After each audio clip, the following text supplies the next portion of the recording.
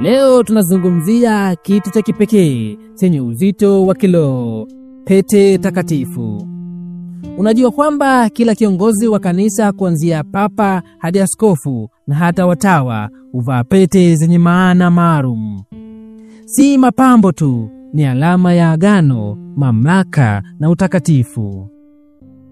Tukianza na pete inayovaliwa na papa. Pete ya papa huitwa Ring of the Fisherman, yani pete ya mvuvi, au kwa Kilatini unaweza kuita Annulus Piscatoris.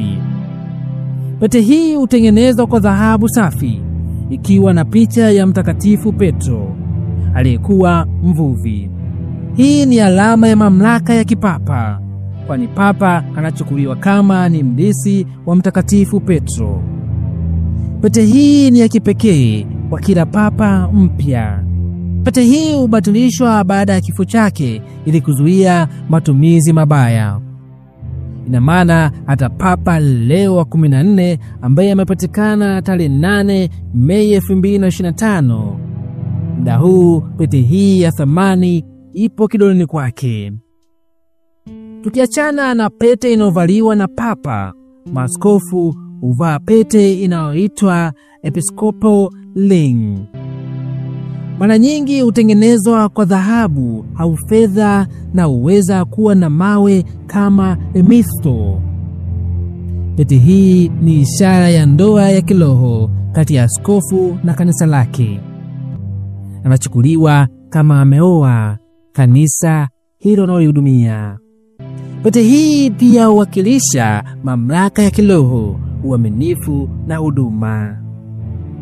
Ukienda kwenye pete zinazovaliwa na watawa hasa wanawake wenyewe huvaa pete kama alama ya kuolewa na Kristo. Pete hizi mara nyingi ni rahisi, lakini hubeba uzito wa kiroho mkubwa, huashiria uaminifu, kujitoa na maisha ya kiroho. Katika baadhi ya mashirika, hata watu wa kiume au viongozi wa mashirika ya kitawa hupewa pete za heshima. Pete hizi zote huvaliwa ili kuwakumbusha wavaaji kwamba wamefungwa na agano takatifu, wametengwa kwa ajili ya huduma ya Mungu, na kila pete ni ishara ya mamlaka, uaminifu na utakatifu.